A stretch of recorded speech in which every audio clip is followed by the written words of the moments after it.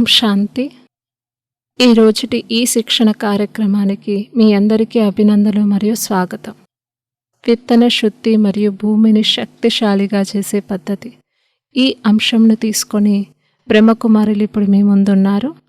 పరమాత్ముడు ఎల్లప్పుడూ గుప్తంగా ఉంటాడు. ఏ విధంగా భూమిలో విత్తనం ఉంటుందో అలా, కానీ ఎప్పుడు ఆ విత్తనం వృక్షమై పండ్లనిస్తుందో అప్పుడు అందరికీ కనిపిస్తుంది. సరిగ్గా అలాగే మనుష్య సృష్టి రూపి వృక్షానికి బీజరూపుడు అలాగే గుప్తంగా ఉన్నాడు. కానీ సృష్టిలో అలాంటి సమయం కూడా తప్పకుండా వస్తుంది. పరమాత్ముడు కూడా ప్రత్యక్షమవుతాడు. వారి ప్రకంపనాలు మనం సదా అనుభవం చేస్తూ ఉంటాం. ఇప్పుడు నాకు ఒక ఉదాహరణ గుర్తుకొచ్చింది. ఈ సెషన్లో మీ ముందు ఉంచుతున్నాను. ఆకాశంలో ఒక ఏరోప్లేన్ ఎగురుతూ ఉండింది. అకస్మాత్తుగా విమానము అన్బ్యాలెన్స్ అయింది. ఏరోప్లేన్లో ఉన్న ప్రయాణికులు అందరూ చాలా భయభీతులయ్యారు. కానీ అందులో కూడా ఒక చిన్న బాలుడు చాలా నిశ్చింతంగా బొమ్మతో ఆడుకుంటున్నాడు. యాత్రికులందరూ ఆ బాలికను చూస్తున్నారు, కానీ అవాయిడ్ చేస్తున్నారు. 15 నిమిషాల ఆ సంఘటన, అందులో యాత్రికులందరూ సమీపంగా మృత్యుని చూశారు. వాళ్ళందరూ భయభ్రాంతులై ఉన్నారు. ఆ సంఘటన అందరినీ భయభీతులుగా చేసింది. 15 నిమిషాల తర్వాత ఏరోప్లేన్ మరలా బ్యాలెన్స్ అయింది. మరి అలాగే ల్యాండ్ అయ్యింది. యాత్రికులందరికీ పోయిన ప్రాణం తిరిగి వచ్చినట్లయింది. మేమిప్పుడు సురక్షితంగా ఉన్నాం. ఆ ప్రయాణికులందరూ ఆ బాలుడి దగ్గరికి వెళ్ళి ఒకే ఒక ప్రశ్న అడిగారు. మృత్యుభయం అందరికీ ఉంటుంది. వాళ్ళు మరి చిన్నవారైనా కావచ్చు, పెద్దవారైనా కావచ్చు. పెద్దవారమైన మేమే నీ ముందు భయపడుతూ ఉంటే నువ్వు భయపడడం కూడా స్వాభావికమే. కానీ నువ్వు భయపడలేదు, ఎందుకు? అప్పుడు ఆ బాలుడు చిరునవ్వుతూ సమాధానమిచ్చాడు. మరణ భయం నాకు ఉంది. నాకంటే పెద్దవాళ్ళు భయపడుతూ ఉండడం చూసి నాకు భయం వేయాలి, కానీ భయం వేయలేదు. ఎందుకంటే ఈ ఏరోప్లేన్ని నడిపించే పైలట్ మా నాన్న. కనుక నాకు తెలుసు, మా నాన్న నాకు ఏమీ అవ్వనివ్వడు.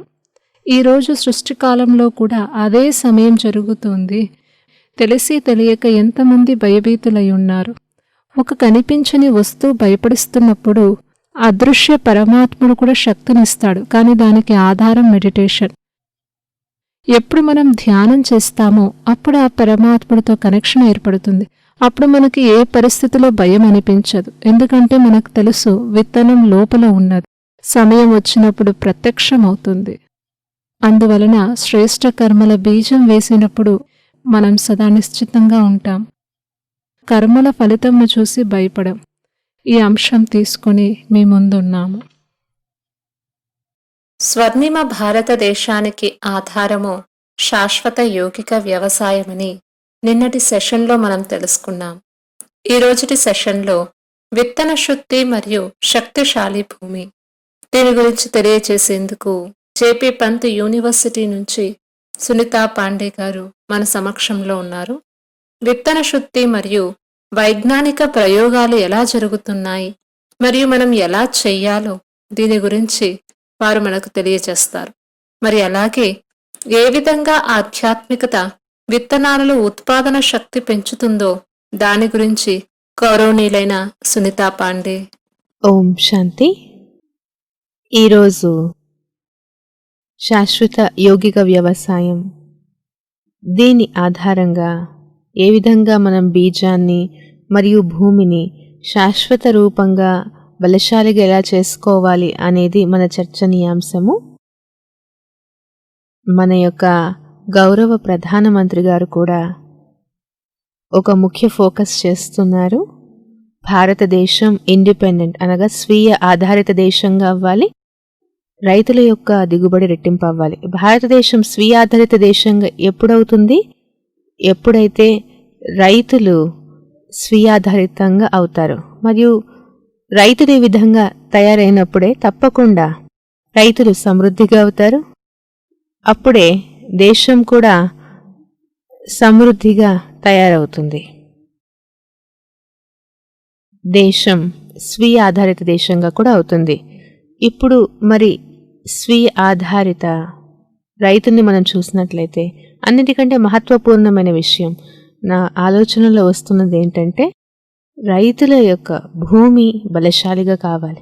ఎప్పటి వరకైతే భూమి బలశాలిగా అవ్వదో అప్పటి వరకు రైతుల యొక్క సమృద్ధి అసంభవం. భూమి బలశాలిగా అవ్వడం, దాని తర్వాత ముఖ్యమైన విషయం ఏంటంటే బీజం కూడా బలశాలిగా అవ్వాలి.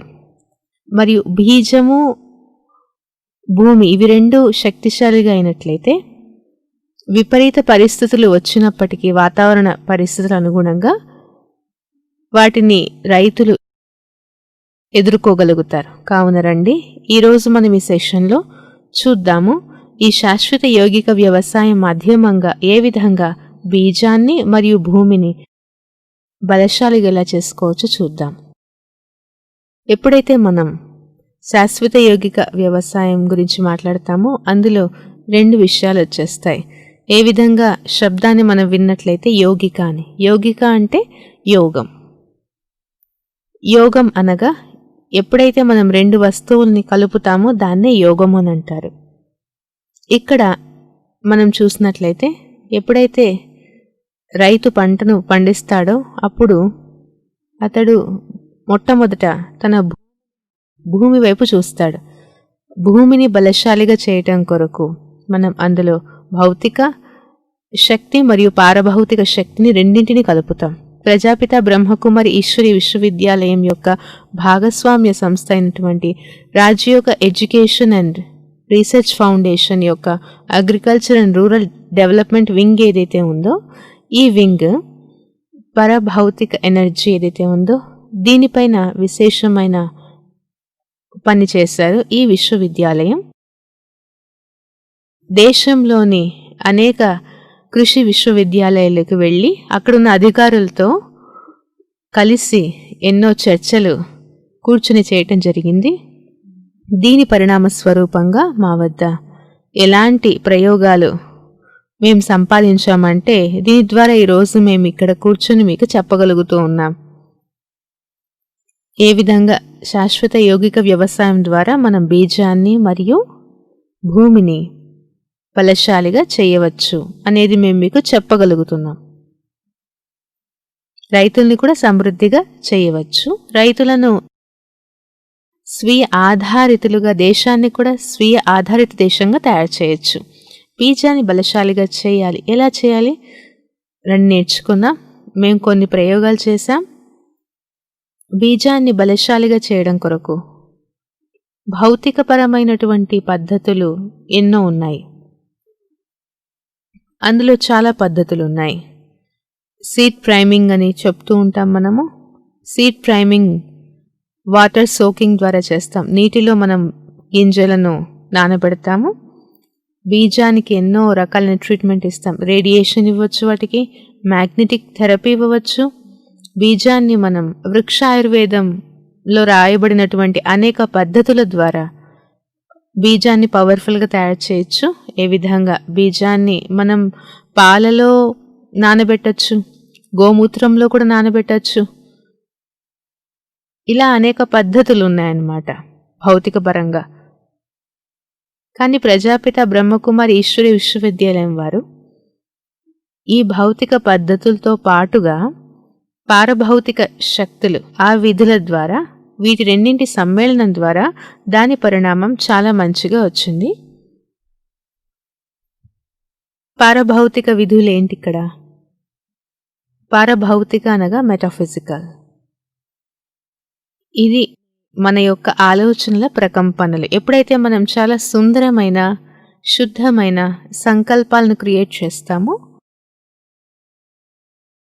ప్రతి సంకల్పానికి తనకంటూ ఒక ఎనర్జీ లెవెల్ ఉంటుంది. ఈ సంకల్పాలను ఎప్పుడైతే మనం వాతావరణంలో ఈ ప్రకంపనాలను వదులుతామో వాతావరణంలో దాన్ని ప్రకృతి గ్రహిస్తుంది. మనం బీజాల కొరకు చాలా పవర్ఫుల్ సంకల్పాలను ఇస్తాము. మరియు బీజంలో ఎందుకంటే మాయిశ్చర్ ఉంటుంది. ప్రకృతి యొక్క అవయవమే కదా ఈ బీజము. ఈ బీజము స్వీకరిస్తుంది మన యొక్క ఎనర్జీని. ప్రకృతి మన యొక్క ఆలోచనల్ని కేవలం అర్థం చేసుకోవడమే కాదు, మెమరైజ్ చేస్తుంది. కేవలం మెమరైజ్ చేయడమే కాదు, దానికి ప్రత్యుత్తరం కూడా ఇస్తుంది, ప్రతిస్పందిస్తుంది.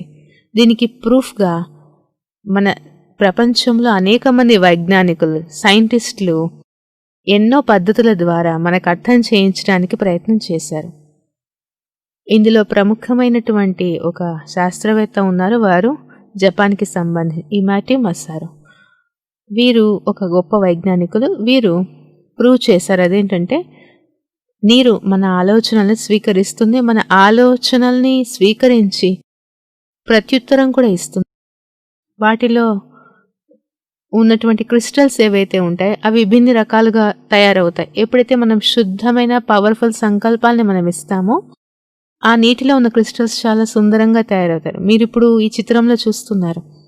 ఎప్పుడైతే మనం వాటర్ పైన ప్రేయర్ చేశామో, మంచి సంకల్పాలను ఇచ్చామో, ఎంతో సుందరమైన క్రిస్టల్స్ తయారయ్యాయి. కానీ ఎప్పుడైతే మనం డేంజరస్ సంకల్పాలను ఇచ్చామో, నెగిటివ్ సంకల్పాలను ఇచ్చామో, ఆ క్రిస్టల్స్ అసలు తయారవ్వనే లేదు. చాలా డిస్టార్టెడ్ క్రిస్టల్స్ తయారయ్యాయి. ఎప్పుడైతే మనం బీజానికి మంచి సంకల్పాలను ఇస్తామో వాటి అంతర్గతంలో ఒక పరివర్తన అనేది వస్తుంది. బీజం లోపల ఒక పరివర్తన వస్తుంది. ఈ పరివర్తన కారణంగా దాంతోపాటు భౌతిక ట్రీట్మెంట్ ఏదైతే ఇస్తున్నామో ఈ రెండు ఎప్పుడైతే జతలో జరుగుతాయో అప్పుడు బీజం చాలా సుందరమైన పద్ధతితో పవర్ఫుల్గా, బలశాలిగా అవుతుంది. మేము చూసాము. ఎప్పుడైతే మేము ప్రయోగం చేయించామో మేము చూసాము. ఎప్పుడైతే బీజానికి పవర్ఫుల్ సంకల్పాలు ఇచ్చామో, నీటిలో నానబెట్టాము ఎంపవర్ చేయడానికి భౌతిక పద్ధతి అనుసారంగా, దాని తర్వాత ఏం జరిగిందంటే బీజం 24 గంటలు మేము నీటిలో నానబెట్టాము. దాని తర్వాత నీటిని పక్కన తీసినట్లయితే ఆ నీటిలో ఉన్నటువంటి ఎలక్ట్రికల్ కండక్టివిటీ తక్కువగా ఉంది. ఏ బీజాలకు మేము మంచి సంకల్పాలను ఇచ్చామో అవి నానబెట్టినటువంటి నీటి యొక్క ఎలక్ట్రికల్ కండక్టివిటీ తక్కువగా వచ్చింది. మరియు ఏ బీజాలకైతే మేము సంకల్పాలు ఇవ్వలేదో అవి నానబెట్టినటువంటి నీటి యొక్క ఎలక్ట్రికల్ కండక్టివిటీ ఎక్కువగా వచ్చింది. బీజం లోపల ఉన్నటువంటి ఎండోస్పర్మ్ అనేది ఏదైతే ఉందో దాంట్లో మినరల్స్ వస్తాయన్నమాట. ఎప్పుడైతే మనం సంకల్పాన్ని ఇచ్చామో బీజం చాలా మంచిగా పవర్ఫుల్గా అవుతుంది, సుందరంగా గ్రోత్ అవుతుంది అని, దీని ద్వారా మంచి దిగుబడి వస్తుంది అని ఇలాంటి సంకల్పాలు బీజానికి ఎప్పుడైతే ఇచ్చామో, ఎందుకంటే దీని ద్వారా మంచి రిజల్ట్ వచ్చింది.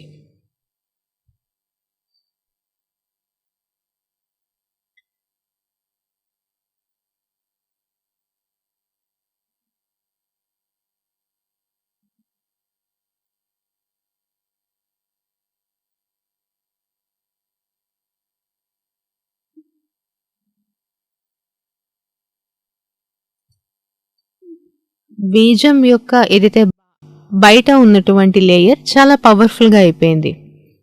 దాని లోపల ఉన్నటువంటి శక్తి కూడా, ఎండోస్పర్మ్ లోపల ఉన్నటువంటి ఫుడ్ మెటీరియల్ ఏదైతే ఉంటుందో అది కూడా పవర్ఫుల్గా అయింది. కానీ ఎలక్ట్రికల్ కండక్టివిటీ ఎందులో తక్కువ అవుతుందంటే, ఏ బీజాలకైతే మనం సంకల్పాన్ని మంచిగా ఇస్తామో వాటిలో ఎలక్ట్రో కండక్టివిటీ తగ్గుతుంది. ఇప్పుడు మనం పారభౌతిక మరియు భౌతిక ట్రీట్మెంట్స్ రెండింటినీ కలిపి మనము ప్రయోగం చేసినటువంటి బీజాలను మనం నాటినప్పుడు దాని పరిణామం చాలా మంచిగా వస్తుంది. ఎలా మంచిగా వస్తుంది? ఏం కనిపిస్తుంది మనకు? బీజము అంకురించటం సామర్థ్యం పెరుగుతుంది. బీజం విపరీత పరిస్థితుల్లో కూడా అటువంటి పరిస్థితుల్లో కూడా మంచి అంకురణ అనేది వస్తుంది. మంచి పద్ధతితో అవి లోపల స్థాపితమవుతాయి. బీజం తనను తాను లోపల స్థాపన చేసుకోవడానికి సామర్థ్యం పెరుగుతుంది. బీజం చాలా పవర్ఫుల్ అవుతుంది. దాని నుండి ఉత్పన్నమయ్యేటువంటి మొక్కలు కూడా చాలా పవర్ఫుల్గా, వికాసం బాగుంటుంది. ఈ విధంగా భౌతిక మరియు పారభౌతిక ఈ రెండు పద్ధతుల్ని ఒక్కటిగా కలిపినట్లయితే దీని ద్వారా బీజాన్ని బలశాలిగా చేసినప్పుడు బీజం యొక్క స్థాపన మరియు దాని పెరుగుదల మంచిగా అవుతుంది. ఇప్పుడు మనం పారభౌతిక ట్రీట్మెంట్ ఇవ్వటం ద్వారా మొక్కల పెరుగుదల పెరుగుతూ పోతుంది. ఇక్కడ మీరు చూడొచ్చు పిక్చర్లో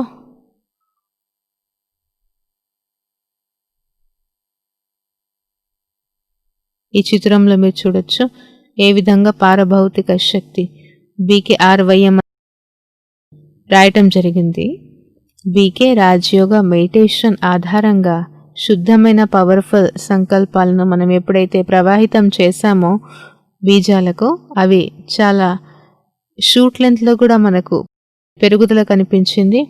ఈ చిత్రంలో మనకు కనిపిస్తుంది, చాలా క్లియర్గా ఉంది. విగర్ పెరిగింది. బీజం యొక్క అంకురణ అభివృద్ధి ఎందుకుందంటే వాటి లోపల ఉన్నటువంటి ఎంజైమ్ ఏదైతే ఉందో ఎంజైమ్ కూడా పవర్ఫుల్ అయిందనమాట. ఈ విధంగా మేము కొన్ని ఫోటోగ్రాఫ్స్ తీసాం. ఇందులో మొక్కల యొక్క షూట్ ఏవైతే ఉంటాయో వాటి పెరుగుదల మనకి ఇక్కడ కనిపిస్తోంది.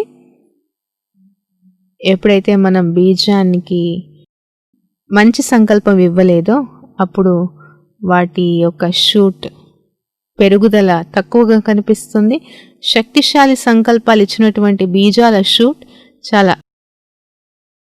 పెరుగుదల ఎక్కువగా కనిపిస్తోంది. దీంతోపాటు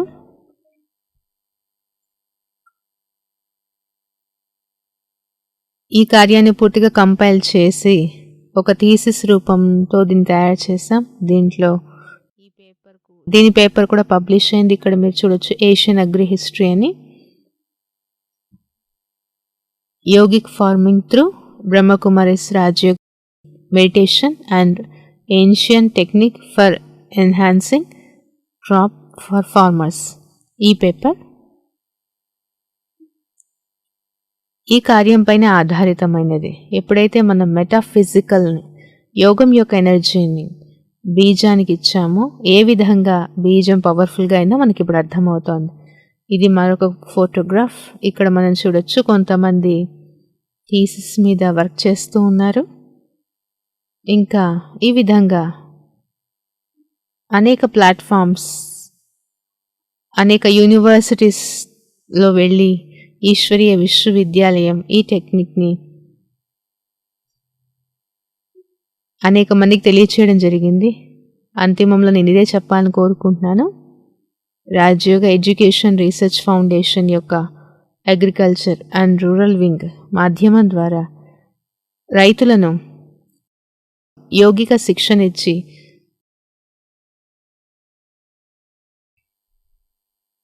వారి యొక్క పంట భూమిలో భౌతిక పారభౌతిక రెండు శక్తుల్ని సమ్మేళనం చేసి ప్రయోగం చేయడం ద్వారా రైతులు శక్తిశాలిగా అవుతున్నారు. వాళ్ళ ఆలోచనలు పవర్ఫుల్గా అవుతున్నాయి. మరియు వారి పంట కూడా స్వీయ ఆధారితంగా తయారవుతోంది.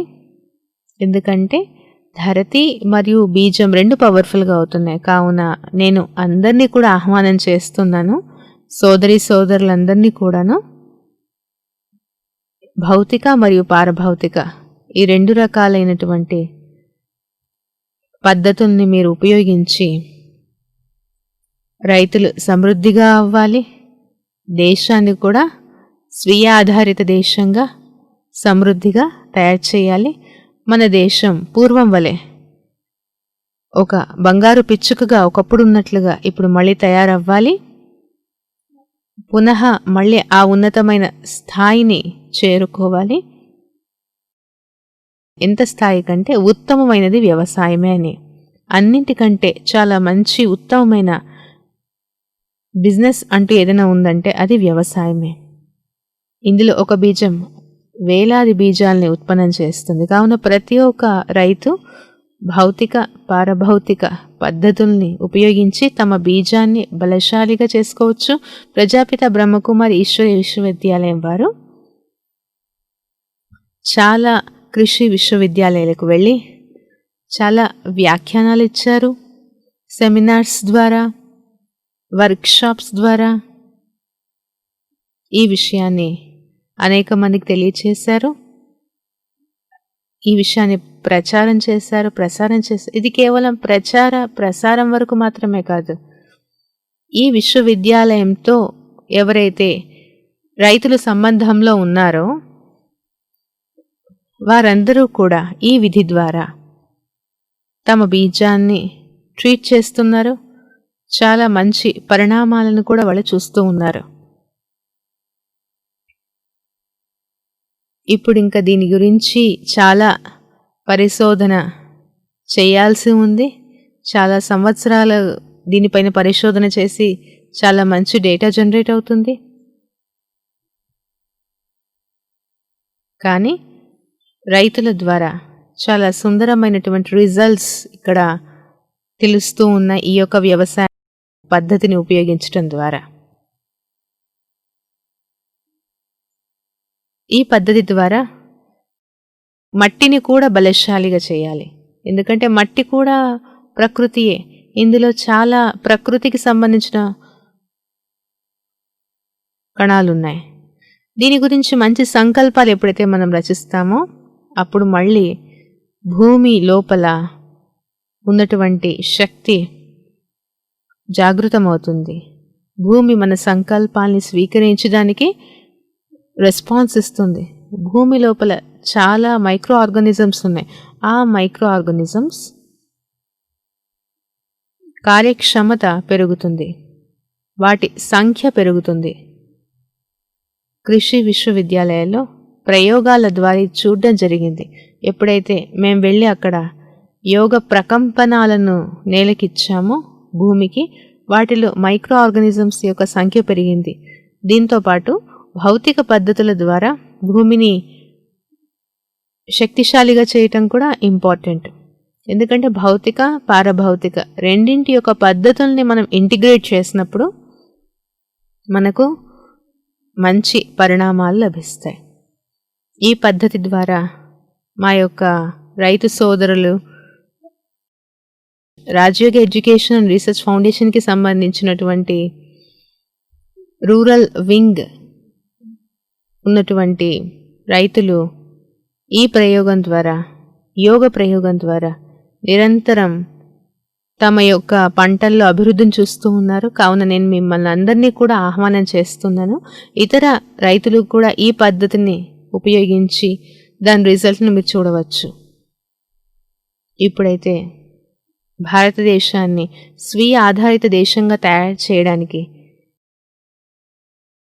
మహత్వపూర్ణకమైన ఒక పద్ధతి. ఎందుకంటే యోగం అనేది ఒక నాన్ మానిటరీ ఇన్పుట్. దీని ద్వారా మనం స్వయాన్ని పరివర్తన చేసుకోవడమే కాక మన ద్వారా ధరతిని కూడా పరివర్తన చేయగలం. ఎందుకంటే ప్రకృతి మరియు నేను ఆత్మ ఇవి రెండూ కూడా చాలా లోతుగా కనెక్ట్ అయి ఉన్న విషయాలు.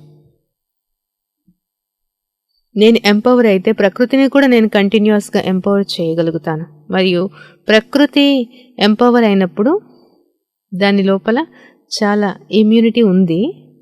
ఆ ఇమ్యూనిటీ జాగృతం అవుతుంది. దాని యొక్క ప్రొడక్షన్ ఏదైతే ఉత్పన్నం అవుతుందో దాంట్లో మంచి ఇమ్యూనిటీ ఉంటుంది. ఇప్పుడున్నటువంటి సమయంలో కోవిడ్ వాతావరణంలో ఈ ఇమ్యూనిటీ చాలా అవసరం. మంచి ఇమ్యూనిటీని పెంచాలంటే మనం నేను ఆత్మనైన నన్ను నేను స్వయం ఎంపవర్ చేసుకోవాలి. ఇటువంటి ఎంపవర్డ్ ఆత్మ ప్రకృతిని ఎంపవర్ చేయగలుగుతుంది. దీని ద్వారా ఎంతో అద్భుతం జరుగుతుంది. విభిన్న వింగ్స్ ద్వారా కూడా అగ్రికల్చర్ రూరల్ వింగ్ ద్వారా కూడా బ్రహ్మకుమారిస్ తెలియచేస్తున్నారు. కావున సోదర సోదరులందరికీ కూడా ఇదే మా యొక్క ఆహ్వానం. రాజయోగాన్ని నేర్చుకొని దీన్ని మీరు మీ యొక్క పంట మొక్కలపై ప్రయోగం చేసి మీ యొక్క బీజాన్ని, భూమిని, పంట పొలాన్ని బలశాలిగా తయారు చేయండి. ఇవన్నీ బలశాలిగా అయితే మన రైతు శక్తిశాలిగా అవుతాడు, మన దేశం కూడా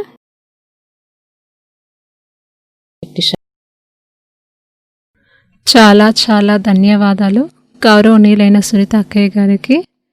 వారిప్పుడు జేపీ పంత్ యూనివర్సిటీలో ప్రొఫెసర్గా పనిచేస్తున్నారు. సుందరమైన శబ్దాలతో మనందరికీ మార్గదర్శనాన్ని ఇచ్చారు. ఒక మార్గం మనకి ఎప్పుడు ఉపయోగపడుతుందంటే ఎప్పుడైతే దానిని ఆచరించి ప్రాక్టికల్గా రుజువును చూసినప్పుడు.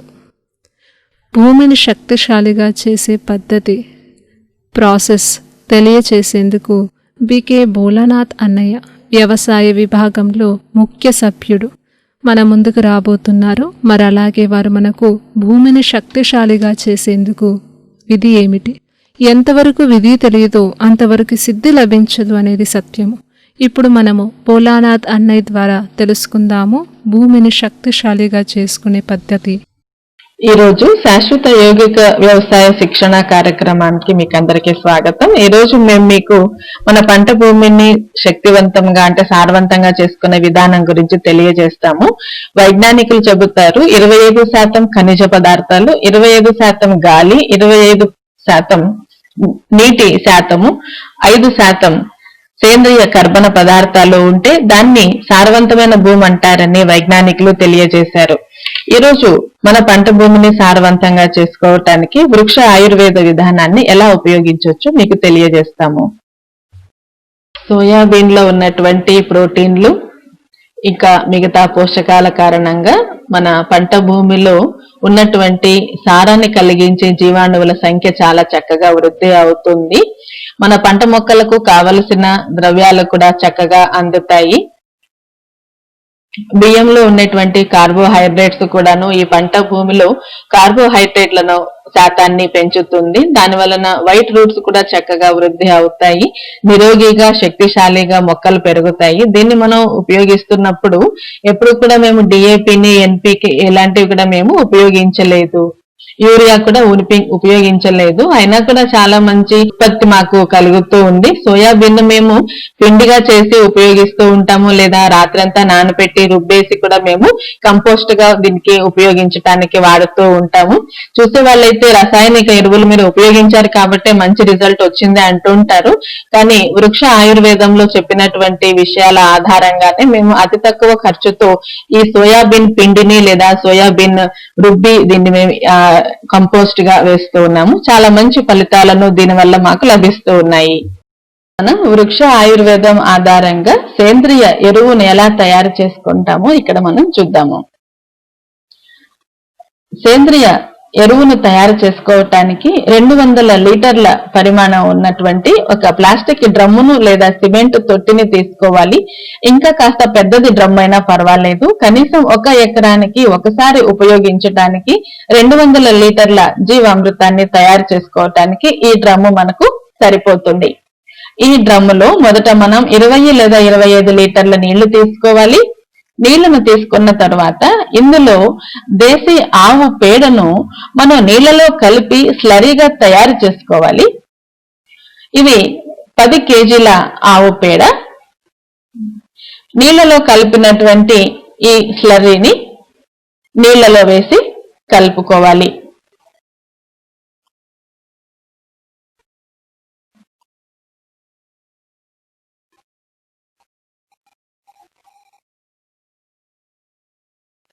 దీని తర్వాత మనం ఇందులో గోమూత్రాన్ని కూడా కలపాలి. 8 లీటర్లు లేదా 10 లీటర్ల గోమూత్రాన్ని కూడా తెచ్చి కలపాలి.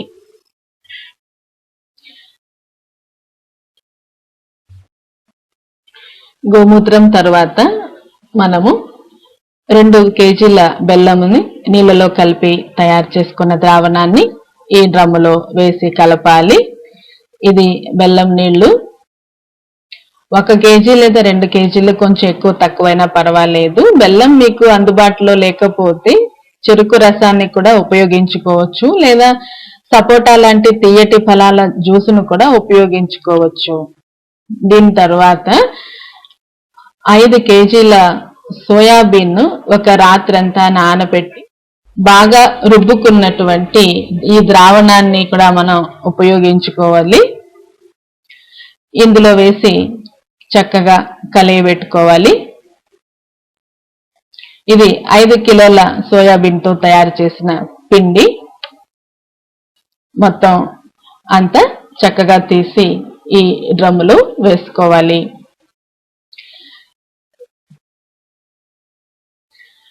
సోయాబీన్ పిండితో పాటు ఇక 2 కేజీల బియ్యం పిండిని నీళ్లలో కలుపుకొని ఉడికించి ఆ బియ్య పిండి గంజిని కూడా ఇందులో కలుపుకోవాలి. ఈ మన పంట మొక్కలకు అవసరమైన మైక్రో న్యూట్రియంట్స్ చాలా చక్కగా లభిస్తాయి. ఇవన్నీ వేసిన తర్వాత ఒక పొడవాటి కర్ర తీసుకొని చక్కగా సవ్య దిశలో, అంటే గడియారపు ముళ్ళు తిరిగే దిశలో బాగా తిప్పుతూ కలియబెట్టుకోవాలి. ఇవన్నీ బాగా నీళ్లలో కలియబెడుతున్నప్పుడు పరమాత్మని స్మృతిలో సంకల్పం చేయాలి.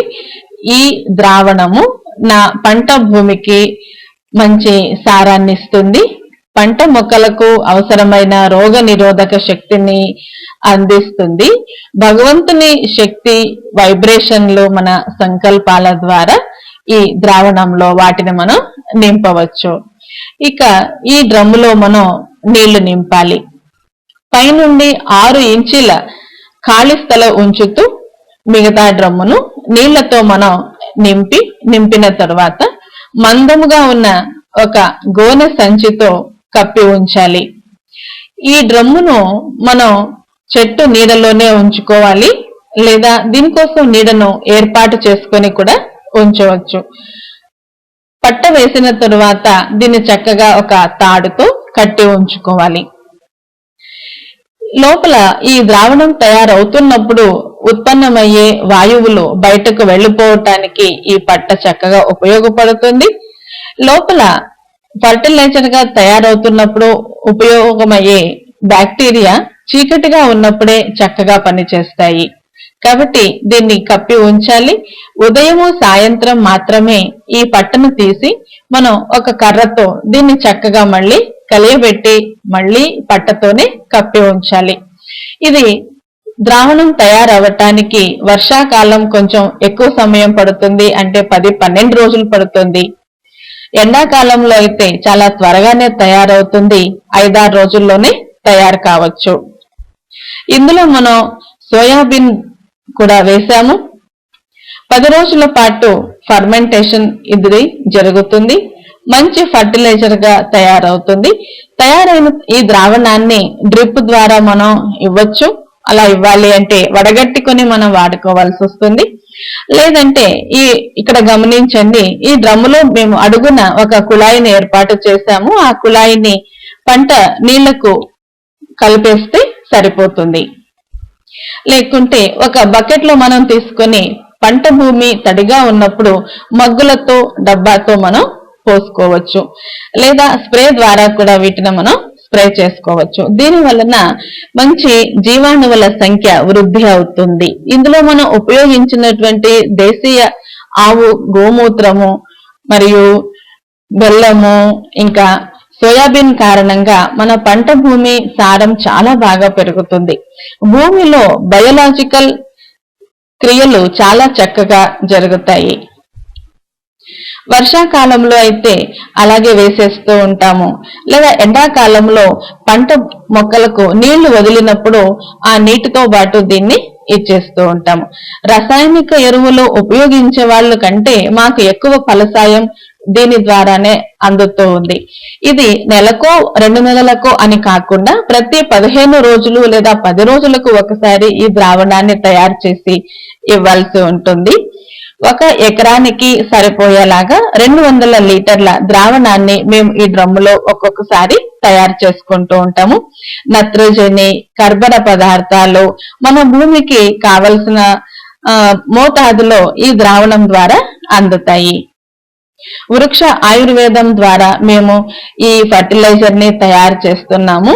దీనిని కొంతమంది అమృత జలము అని ఇంకా జీవామృతం అని అలా చెబుతూ ఉంటారు. ఎవరికైతే సోయాబీన్ అందుబాటులో లేదో అలాంటి వారు వేరుశనగ చెక్కను కానీ, లేదా తెలగపిండి అని కూడా అంటాం మనము, నూగుల గానుగ పిండి అలాంటివి కూడా మనం ఉపయోగించవచ్చు. దీన్ని జీవరసము అని కూడా అంటూ ఉంటారు. వృక్ష ఆయుర్వేదంలో వివరించిన విధంగా మేము ఈ ద్రావణాన్ని తయారు చేసి ఉపయోగించుకుంటూ ఉన్నాము. జీవామృతము, అమృత జలము లేదా జీవరసము, ఇది వీటన్నిటికంటే కూడా సోయాబీన్ ని మనం ఉపయోగించడం వలన సారవంతమైన ఎరువు మనకు తయారవుతోంది. ఇప్పుడు మనం బీజ సంస్కరణకు అవసరమయ్యి ద్రావణాన్ని ఎలా తయారు చేసుకోవాలో చూద్దాం. ఇక్కడ ఒక ప్లాస్టిక్ బకెట్ లో 1 లీటర్ నీళ్లు తీసుకున్నాము. అందులో దాదాపు 100 గ్రాముల దేశీ ఆవు పేడను వేసి కలుపుతున్నాము. చక్కగా చేత్తో కలియబెట్టుకొని ఇందులో 100 ml గోపంచతాన్ని కూడా కలుపుతున్నాము.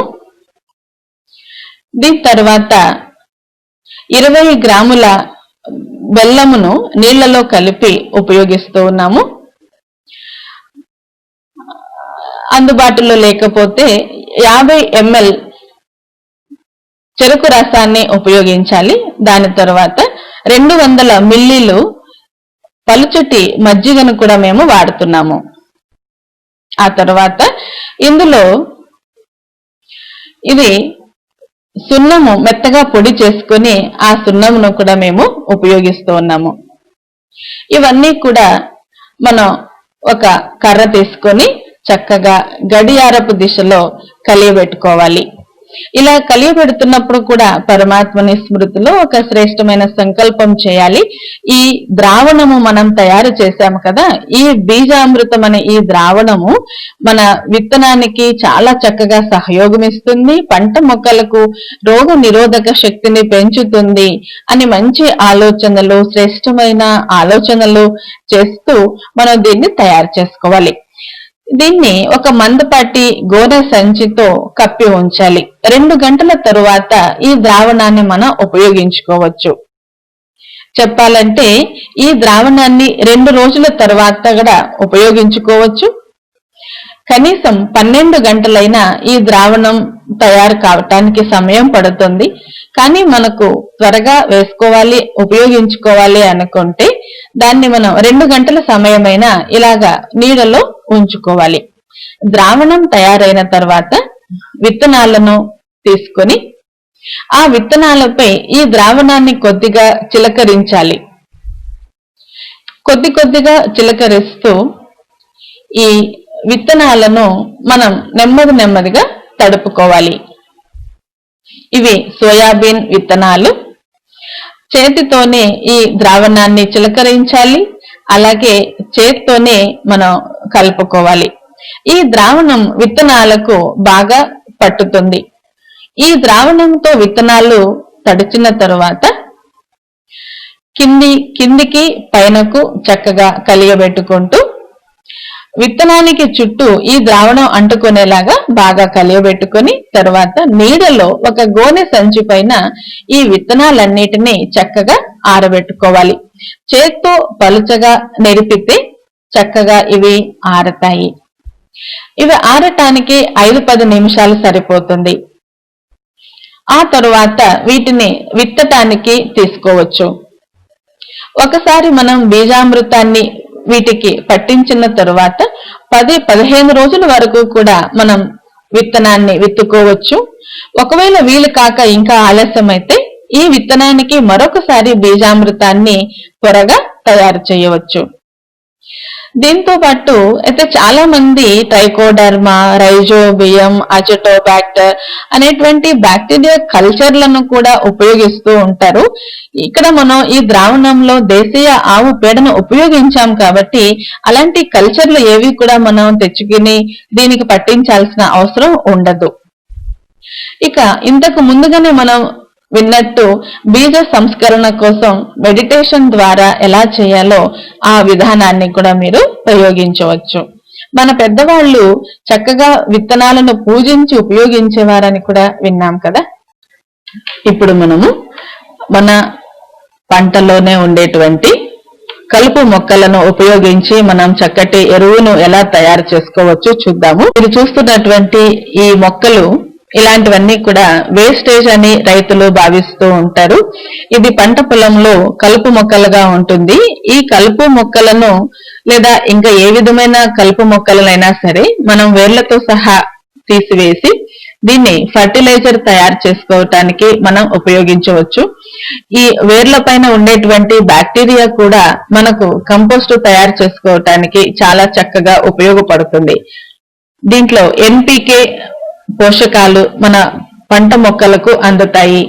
వీటిని మనం చిన్న చిన్న ముక్కలుగా కత్తిరించుకొని ఉపయోగించుకోవాలి. ఇప్పుడు 10 కేజీల ఈ కలుపు మొక్కల చెత్త మన వద్ద ఉన్నట్లయితే 1 లీటర్ గోమూత్రము, 10 కేజీల కలుపు మొక్కల ముక్కలు కలిపి ఒక డ్రమ్ములో ఉంచాలి. ప్రతిరోజు కూడా మనం కర్రతో 2 పూటల సవ్య దిశలో కలయబెడుతూ ఉండాలి. ప్రతిరోజు మనం ఈ పని చేయాలి. ఈ డ్రమ్ములో వీటిని కలిపిన తరువాత కూడా ఒక గోనె సంచితో చక్కగా కప్పి ఉంచాలి. ఈ డ్రమ్మును మనం నీడలోనే ఉంచుకోవాలి. 10 నుండి 15 రోజుల లోపల ఈ ద్రావణం తయారవుతుంది. తయారైన ఈ ద్రావణాన్ని మనం నీటితో పంట భూమికి సరఫరా చేయవచ్చు. ఒకవేళ మన వద్ద డ్రిప్ ఇరిగేషన్ ఉన్నట్లయితే ఈ ద్రావణాన్ని చక్కగా వడగట్టుకొని డ్రిప్ లో మనం ఇవ్వచ్చు. తయారైనటువంటి ద్రావణాన్ని 1 లీటరు 15 లీటర్ల నీళ్లతో కలిపి వడగట్టుకొని స్ప్రే ద్వారా కూడా వీటిని ఉపయోగించుకోవచ్చు. ఇప్పుడు మనం ఇక్కడ నాండెప్ పద్ధతిలో కంపోస్ట్ ను ఎలా తయారు చేసుకోవచ్చో చూద్దాము. మనం పెంచుకుంటున్నటువంటి పశువుల పేడను ఈ ఎరువును తయారు చేయటానికి ఉపయోగించుకోవచ్చు. మనం మామూలుగా దిబ్బగా వేసేస్తూ ఉంటాము. దిబ్బగా వేయటం వలన అంత మంచి ఎరువు తయారు కాకపోవచ్చు. కానీ ఈ విధంగా ఒక గోడను నిర్మించుకుని మనం 5 అడుగుల పొడవు 3 అడుగుల ఎత్తుగా మనం తీసుకోవచ్చు. పొడవు కూడా ఎంతైనా పెట్టుకోవచ్చు. కానీ 5 అడుగుల వెడల్పు ఉండాలి. 9 ఇంచుల మందముతో గోడను తయారు చేయాలి. గోడలో ఈ విధంగా రంధ్రాలు ఉండాలి. ఈ విధంగా తొట్టిని నిర్మించుకున్న తరువాత మన వద్ద ఉన్నటువంటి పంట మొక్కల మిగిలిన భాగాలు లేదా వ్యర్థాలను ఉపయోగించుకోవాలి. వీటిని ఒక పొరగా పరిచిన తరువాత దానిపైన కొంచెం మట్టి లేదా పేడ వేసి కప్పుతూ ఉంటాము. ఇలాగా పలుమార్లు మన తొట్టి నిండే వరకు పొరలు పొరలుగా వీటిని నింపుకోవచ్చు. ఈ తొట్టికి పైన 3 అడుగుల ఎత్తు వరకు కూడా దీన్ని తయారు చేసుకోవచ్చు. ఆ తరువాత బంకమట్టి లేదా పేడతో మనం దానిపైన చక్కగా మనం పరిచి ఉంచామంటే, కప్పేశామంటే 2 నెలల లోపలే చాలా మంచి ఎరువు తయారవుతుంది. ఇక్కడ నేను చూపిస్తున్నాను చూడండి, ఎంత మంచిగా తయారైంది అంటే టీ పొడి ఎంత మెత్తగా చక్కగా ఉంటుందో ఈ ఎరువు కూడా అంత చక్కగా తయారైంది. మనం దిబ్బలో వేసి ఎరువును తయారు చేసుకున్నప్పుడు వర్షపు నీటి కారణంగా బ్యాక్టీరియాలు కొట్టుకొని వెళ్లిపోయి ఇంత మంచి ఎరువు తయారు కాదు. ఈ ఎరువును మనము వర్మీ కంపోస్టు తయారు చేయటానికి వానపాములకు ఆహారంగా కూడా ఇవ్వవచ్చు. చాలా మంచి ఎరువు తయారవుతుంది. ఇప్పుడు మేము మీకు టానిక్ తయారు చేసుకునే విధానం తెలియజేస్తాము. బాహ్య వాతావరణం కారణంగా పంట బలహీనంగా కనిపిస్తే మనం పంటకు టానిక్ ఇవ్వాల్సి ఉంటుంది. భూమికి టానిక్ ఇవ్వాలి అంటే 20 లీటర్ల మజ్జిగ, 10 లీటర్ల గోమూత్రము, 1 కేజీ బెల్లము కలిపి 2 రోజులు ఉంచాలి. దాన్ని నీటితో పాటు పంట భూమికి ఇస్తే మంచి పెరుగుదల కనిపిస్తుంది. పంట మొక్కలపై మనం స్ప్రే చేయాలనుకుంటే తయారు చేసినటువంటి ఈ ద్రావణంలోని 1/2 లీటర్ ద్రావణాన్ని 1/2 లీటర్ మజ్జిగను 15 లీటర్ల నీళ్లలో కలిపి స్ప్రే చేయాలి. ఎండ లేనప్పుడే స్ప్రే చేయాలి. టానిక్ రూపంలో ఒక్కోసారి 1/2 లీటర్ పాలు, 200 ml గోపంచకము, 50 గ్రాముల బెల్లము 15 లీటర్ల నీళ్లలో కలిపి స్ప్రే చేయొచ్చు. వేసవిలో పంచదార మరియు నిమ్మరసాన్ని నీళ్లలో కలిపి మనం స్ప్రే చేయవచ్చు. ఉత్పాదక శక్తిని పెంచటానికి, రోగ నిరోధక శక్తిని పెంచటానికి అనేక రకాల ఇలాంటి మందులను తయారు చేసుకోవటం మేము మీకు కొన్ని తెలియజేశాము. మీరు మాతోనే ఉంటారు. సమయానుసారంగా ఇంకా ఎన్నో విషయాలను మీకు తెలియజేస్తాము. ఓం శాంతి. చాలా చాలా ధన్యవాదాలు భోలానాథ్ అన్నయ్య గారికి. రుజువు ద్వారానే నిరూపించబడుతుంది. పంచతత్వాలను సహయోగిగా ఎలా చేసుకోవచ్చు అనేది తెలుసుకుందాము. ఇప్పుడు మనతో పాటు మనీషా అక్కయ్య గారు ఉన్నారు. పంచతత్వాలను శక్తిశాలిగా చేసుకునేది ఎలా అనేది ఇప్పుడు ఆ అక్కయ్య తెలియజేస్తారు. కానీ ఇప్పుడు నేను కొద్దిగా మిమ్మల్ని ఆధ్యాత్మికంగా తీసుకెళ్తాను. ఏ విధంగా పంచతత్వాలు మనకు సహయోగం ఇస్తాయో అలాగే ప్రకృతి కూడా ఈ రోజు వికరాల రూపం ధరించి ఉంది. ఎందుకంటే మనం ప్రకృతిని కరెక్ట్గా ఉపయోగించుకుంటూ దురుపయోగం కూడా ప్రారంభం చేశాం. శాస్త్రాల్లో కూడా పరమాత్మని రాకను సూచించేందుకు 5 గుర్తులను తెలియచేశారు. అందులో ఆకాశము, భూమి, గాలి, జలము, అగ్ని వీటిపైన ఆధారపడి ఉంటుంది. ఎందుకంటే వారు వచ్చే 5 తత్వాలను స్వచ్ఛంగా పవిత్రంగా చేస్తారు. అందులో పరమాత్మని రాకను సూచిస్తూ ధాన్యము ప్యాకెట్లో అమ్మినప్పుడు, పాలు బాటిల్లో అమ్మినప్పుడు, కన్య తన వరుణ్ణి తానే కోరుకున్నప్పుడు, కృష్ణుడి జతలో ఆడుకునే పవిత్రమైన పశువు గోవు మురికిలో నోరు పెట్టినప్పుడు, ఒక బావి 5 బావులకు సరిపడ నీటిని త్రాగించేది. కానీ 5 బావులు కలిసి ఒక బావికి కూడా నీరు అందించలేవు. అనగా తల్లిదండ్రులు ఒకరు చేరి తమ 5 మంది పిల్లలకు పాలనిస్తారు. కానీ 5 మంది పిల్లలు చేరి ఒక తల్లిదండ్రులను పాలన చెయ్యలేరు. మరి అలాగే వర్తమానంలో ఆ దృశ్యాన్ని చూస్తూ ఉన్నాము. భావనకు ప్రాధాన్యతనిచ్చే ఈ భారతదేశంలో వృద్ధాశ్రమాలను తెరవడం సంతోషకరమైన విషయం కాదు.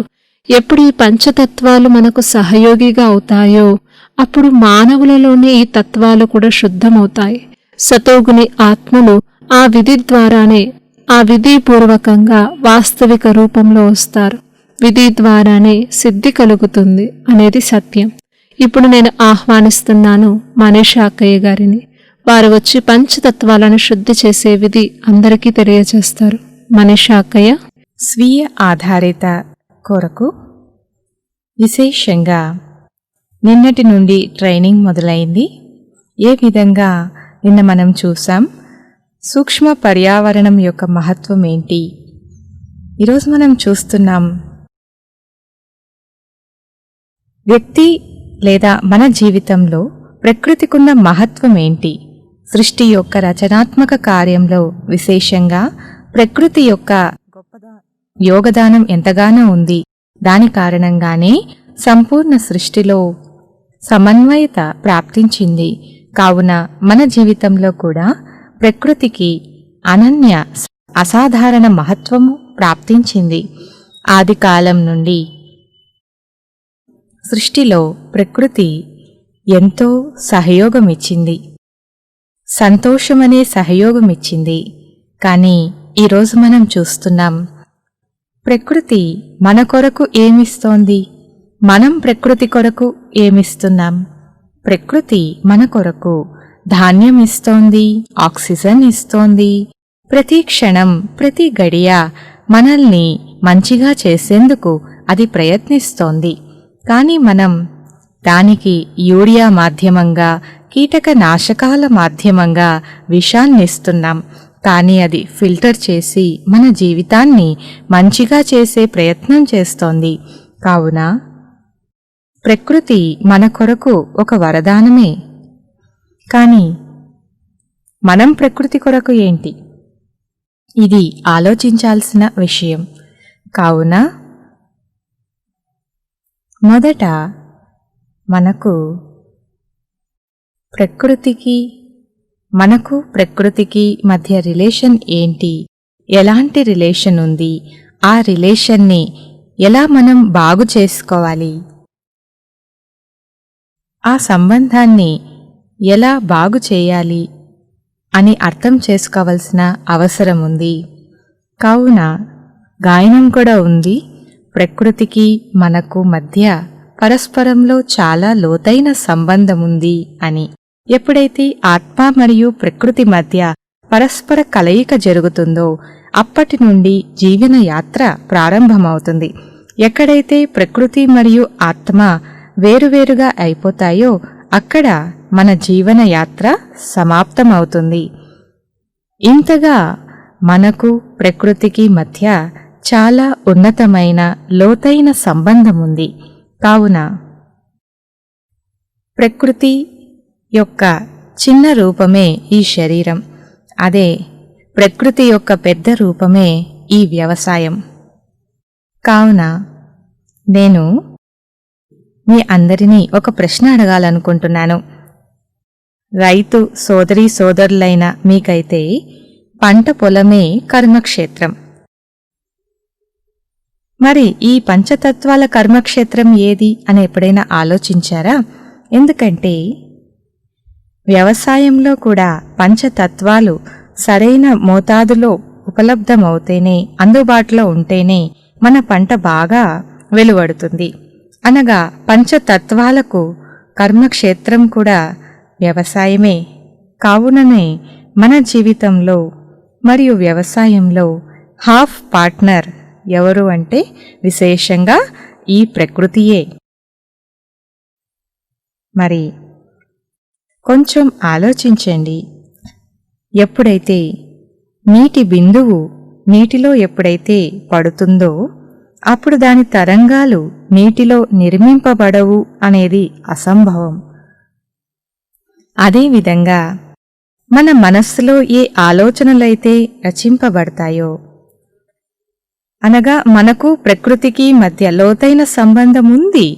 కావున మన మనస్సులోని భావాలు, మనస్సులో ఉత్పన్నమయ్యే ఆలోచనలు, దాని అనుసారంగా చేసిన వ్యవహారాలు ప్రకృతిపై ప్రభావం చూపవంటారా? ఖచ్చితంగా చూపుతాయి. ఎందుకంటే అసలు మన రిలేషన్ ఏమవుతోంది, ఎలా మారిపోతోంది? కనుకనే చూస్తున్నాం, ప్రకృతిని బాగు చేసేందుకు మనం మన విచారధారను, మన దృష్టికోణాన్ని, మన భావనలను పరివర్తన చేసుకోవడం తప్పనిసరి. ఇదే సమయపు పిలుపు. ఎందుకు పరివర్తన చేసుకోవాలి? ఎందుకొరకు పరివర్తన చేసుకోవాలి? ఎందుకంటే పరివర్తన చేసుకోనిదే మనం ప్రకృతిని మన స్నేహితునిగా చేసుకోలేము, మన స్నేహితులిగా స్వీకరించలేము. ఎప్పుడైతే మనం మన స్నేహితునిగా చేసుకోమో అప్పుడు వ్యవసాయంలో దాని నుండి ఎటువంటి సహయోగమైతే కావాలో ఆ సహయోగం మనకు ప్రాప్తించదు. కావున మన విచారధారలను సకారాత్మకంగా చేసుకోవడం, ప్రకృతి పట్ల శ్రేష్టమైన ప్రేమ భావనలను పెట్టుకోవడం ఆవశ్యకమైపోయింది. ఎందుకంటే ప్రకృతికి కొన్ని సిద్ధాంతాలు ఉన్నాయి. ఆ సిద్ధాంతాల అనుసారంగా మనం స్వయాన్ని మంచిగా చేసుకుంటేనే భవిష్యత్తులో మన జీవితం, మన సమాజం ఏమవుతుంది? రక్షింపబడుతుంది. కావున మనం విశేషంగా ప్రకృతికి మనం ఏదైతే ఇవ్వాలనుకుంటున్నామో అది ఎలా ఇవ్వాలి? ఏ విధంగా? ప్రకృతికి కొన్ని సిద్ధాంతాలున్నాయని నేను చెప్పాను కదా. మీరు నాకు ఒక్కటిస్తే నేను మీకు 1000 ఇస్తాను. మనం ప్రకృతికి నకారాత్మకమైనవి ఇచ్చాం, విషం ఇచ్చాం, మనం ఫర్టిలైజర్స్ యూజ్ చేశాం. అప్పుడేమైంది? నెమ్మదిగా మన జీవితంలో కూడా ఈర్ష్య, ద్వేషము, కోపము, అసహ్య భావాలు వచ్చేశాయి. నెమ్మదిగా ఎక్కడైతే అందరూ ప్రేమ, వాత్సల్యంతో కలిసిమెలిసి ఉండేవారో అక్కడే ఇద్దరు వ్యక్తులైన పరస్పరంలో కలిసి ఉండటం ఇది కూడా కష్టమైపోయింది. మరి ఇది దేని పరిణామము? మనకు ప్రకృతికి మధ్య రిలేషన్ ఏదైతే ఉందో అది నెమ్మదిగా నశిస్తూ వచ్చింది. దీని కారణంగానే కొత్త రోగాలు ఉత్పన్నమవుతున్నాయి. కావున ఇప్పుడు దీన్ని మార్చాలి. అంటే ప్రకృతిని ప్రేమతో, ప్రకృతిని చాలా సుందరమైన దృష్టికోణంతో చూడాలి. ఎప్పుడైనా మీరు మీ పంట పొలంలో భూమాతతో మాట్లాడారా? ఎలా మాట్లాడాలి? హే భూమాత, మీరెలా ఉన్నారు? మీరున్నారు కాబట్టే మేమున్నాము. మీరు లేకుంటే మేము లేము. తర్వాత ఒక్క సెకండు మీరు దాన్ని ప్రేమపూర్వక దృష్టితో ఎప్పుడైనా చూశారా? ధాన్యము లేదా పంటను చక్కగా నిర్మించడానికి ఎప్పుడైతే మనం విత్తనాలు నాటుతామో అప్పుడు ఆ విత్తనాలను కృతజ్ఞత దృష్టితో, ప్రేమ దృష్టితో, నాది అనే దృష్టిలతో, భావనలతో ఎప్పుడైనా చూశారా? కావున మనం ప్రవహించే గంగలుగా ఉండేవాళ్లం, ప్రేమను ప్రవహింపచేసే గంగలుగా ఉండేవాళ్లం. భారతీయ సంస్కృతియే మనదిగా చేసుకోవడం నేర్పిస్తుంది. భారతీయ సంస్కృతి ఉన్నతిగా తయారు చేయడం నేర్పిస్తుంది. అలాంటి భావనలతో మనం ప్రకృతితో పెట్టుకుంటే మనం ఎలా తయారవుతాం? కావున ఆలోచించండి. బీజాన్ని ప్రేమగా చూసి, విత్తనాలను నావి అనే భావనలతో చూసి, కృతజ్ఞతా భావనతో చూసి, హే విత్తనాల్లారా, మీ కారణంగానే నా జీవితం సామాజికంగా, ఆరోగ్యకరంగా, మంచిగా అయింది. ఎప్పుడైతే మనం విత్తనాలను భూమాత వద్దకు తీసుకెళ్తామో అప్పుడు మొదట భూమాతకు చెప్పాలి, హే మాతా, ఈరోజు నేను మీ వద్దకు వచ్చాను. చాలా సుందరమైన ఉన్నతమైన ఆలోచనలతో నిండి దివ్యతతో ప్రాప్తించిన ఈ విత్తనాలను తీసుకొని నేను మీ వద్దకు వచ్చాను. మరి మీరు ఈ విత్తనాలను స్వీకరిస్తారా?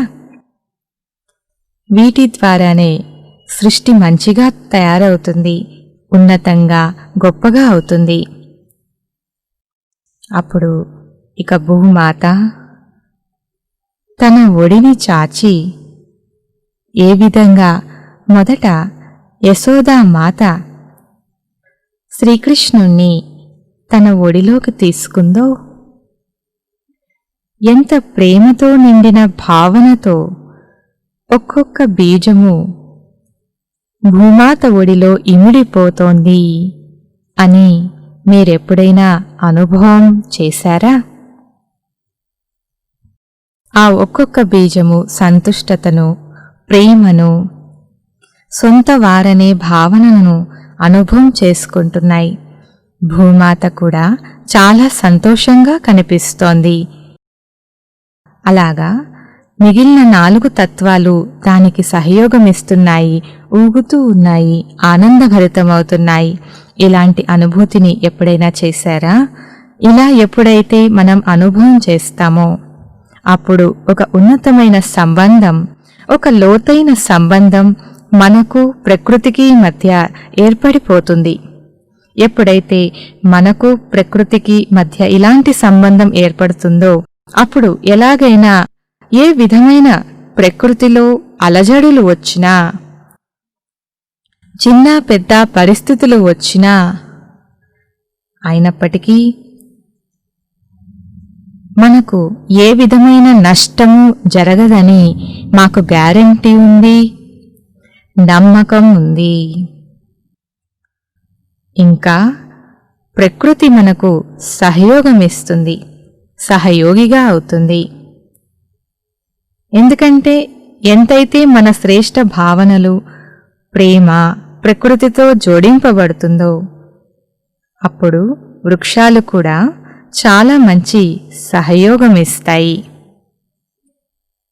వృక్షాలలో కూడా మన పట్ల భావనలు ఉన్నతంగా మారిపోతాయి. మనతో శ్రేష్ఠ భావనలు జోడింపబడతాయి. ఏ విధంగా తాబేలు తన పిల్లలకు ఎప్పుడూ పాలు తాగించదు, కేవలం దృష్టితోనే పాలననిచ్చి వాటిని పెంచి పెద్ద చేస్తాయి. అలా ఒక్కొక్క రైతు తన పంటల కొరకు,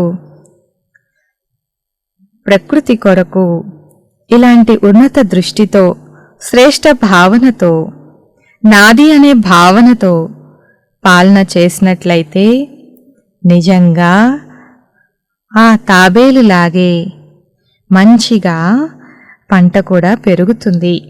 కావున మీరు కూడా అనుభవం ఇది చేయగలరు. ప్రకృతి మీకు తన వద్ద ఉన్న లోతైన రహస్యాలను మీకు అందిస్తుంది. నేను కూడా ఒకసారి ఈ విధంగా అనుభవం చేశాను. మా కారట్గాలో ఒక పొలం ఉంది. అందులో చెరుకు పంట వేసి ఉండిన్నారు. ఆ పంటలో కలుపును తీసేందుకు కొంతమంది మాతలు వచ్చిన్నారు. నేను కూడా అక్కడికి వెళ్ళాను. మే మాసం అది. సుమారు 11:30-12 గంటలు మధ్యాహ్నం సమయం అది. మాతలకు ఎంత చెమటలు పట్టాయంటే, ఎంతగా ఎండ పెరిగిపోయిందంటే 10-15 నిమిషాల తర్వాతే ఆ మాతలు పని చేయడం నిలిపేశారు. అప్పుడు నేను వారితో అడిగాను, ఇప్పుడు మీరు కొద్దిసేపు కూర్చొని మీతో మీరు మాట్లాడండి, ప్రకృతితో మాట్లాడండి, మొక్కలతో కూడా మాట్లాడండి. అప్పుడు వారు పరస్పరంలో మాట్లాడటం మానేసేసి వారు ప్రకృతి పట్ల శుద్ధ భావనలతో వారు ప్రకృతికి థ్యాంక్స్ తెలిపారు. హే ప్రకృతి, మాకెంత గొప్ప భాగ్యం లభించింది, ఈరోజు నీకు సేవ చేసే అవకాశం లభించింది. హే చెరుకన్నా, నువ్వెలా ఉన్నావు?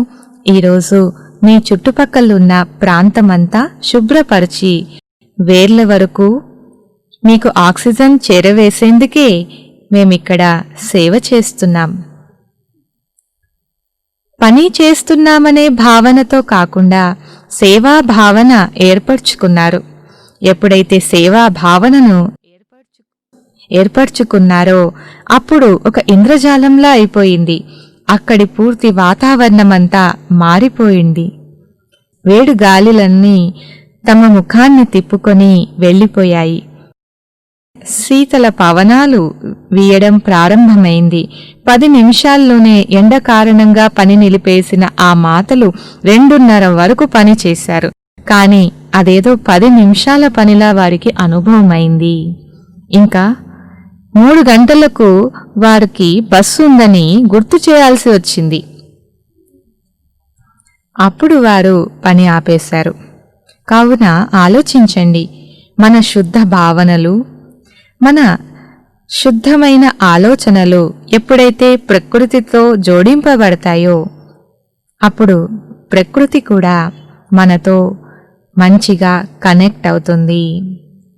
మరెప్పుడైతే ఈ సంబంధం మంచిగా జోడింపబడుతుందో అప్పుడు ఒక్కొక్క రైతు శ్రేష్టంగా అవుతూ వెళ్తారు. వారి ఆత్మవిశ్వాసం ఇది కూడా పెరుగుతుంది. ఇప్పుడు పంట ఏమవుతుందో ఏమో, ఇప్పుడు ఈ పంట ఎలా అవుతుందో ఏమో, అడ్డంకులేమైనా వస్తాయేమో అనే భయం ఏదైతే ఉత్పన్నమవుతుందో, ఇలాంటి అనేక రకాల నకారాత్మక ఆలోచనలు సమాప్తమవుతూ వస్తాయి. దాని ఉపస్థితంతోనే ఒక్కొక్క రైతు యొక్క మనోబలం పెరుగుతుంది, శారీరక బలం పెరుగుతుంది, పారివారిక ఆరోగ్యం మంచిగా అవుతుంది. దాంతోపాటు మన పంట పొలంలో కూడా ఒక విధమైన అలజడి ఏర్పడుతుంది. అలజడి ఎంతెంతగా పెరుగుతుందో అంతే జీవాణువుల సంఖ్య కూడా పెరుగుతుంది. ఎంతగా జీవాణువుల సంఖ్య పెరుగుతుందో అంతే భూమిలో ఆక్సిజన్ యొక్క శాతం అనగా పంచతత్వాలు సరైన మోతాదులో పనిచేయడం మొదలు పెడతాయి. ఎందుకంటే ఆకాశతత్వము అందుబాటులో లేకుంటే ఏ కార్యము జరగదు. కావుననే ప్రతి చోట ఆకాశతత్వం అందుబాటులో ఉండటం తప్పనిసరి. అలా ప్రతి ఒక్కటి ఎప్పుడైతే నాణ్యమైనదిగా ఉంటుందో అప్పుడేమవుతుంది, ధాన్యం కూడా శ్రేష్టంగా, ధాన్యం కూడా శక్తిశాలిగా అవుతుంది. ధాన్యంలో ప్రోటీన్స్, విటమిన్స్, ఫైబర్ పెరుగుతాయి. ఫ్యాట్ శాతం తరిగిపోతుంది. మరియు మన ఆరోగ్యం సుందరంగా అయిపోతుంది.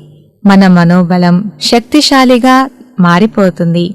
దీని కారణంగానే మన భారతదేశం మరలా ఉన్నతంగా అవుతుంది. ఓం శాంతి. చాలా చాలా ధన్యవాదాలు మనీషా అక్కయ్య గారికి.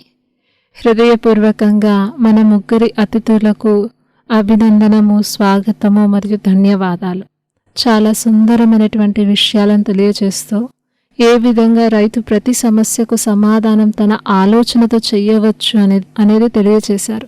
ఇక తర్వాత అంశము పొలంలో పశువులను కూడా చూపించబడడం జరిగింది.